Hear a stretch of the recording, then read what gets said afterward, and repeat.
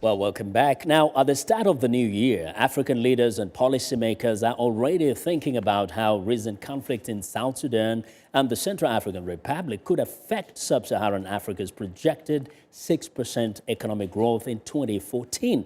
But as Mariama Diallo reports, conflict or no conflict, experts believe changes are needed to maintain the growth achieved in previous years. Experts say recent conflicts in Africa, like those in South Sudan and the Central African Republic, may hurt the continent's economic growth. Maktar Job is the vice president for Africa at the World Bank. I think that there is a need to actively work on these most fragile states to avoid a resurgence of these crises, political crises, which have a huge political impact on growth in Africa. In the U.S. Senate, lawmakers are trying to understand the needs and risks in the continent as conflicts grow in South Sudan and the CAR. Assistant Secretary of State Linda Thomas Greenfield recently testified about South Sudan.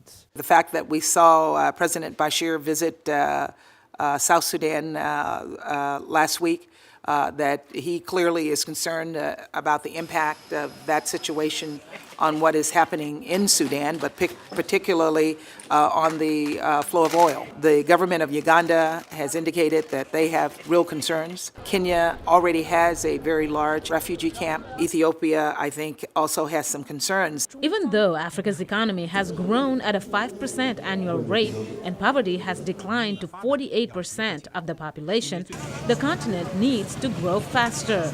To do that, its focus should change, says the World Bank's Maktar Job. The challenge moving forward is twofold, is to increase the productivity of the sectors which are generating a lot of jobs and reducing poverty. One of them is agriculture. I think one of the biggest challenges in the agricultural sector is not thinking out of the box. Robin Renee Sanders served as U.S. ambassador to the Democratic Republic of Congo and also Nigeria. She's the CEO of FEEDS, an initiative in food security, education, democracy, and development. Agriculture is not a standalone sector. I like to think of agriculture as an ecosystem.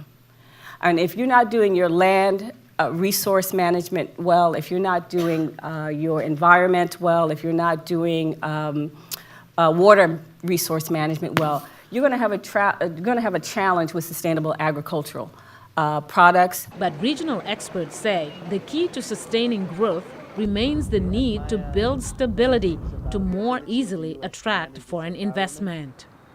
In Washington, Mariama Diallo, VOA News.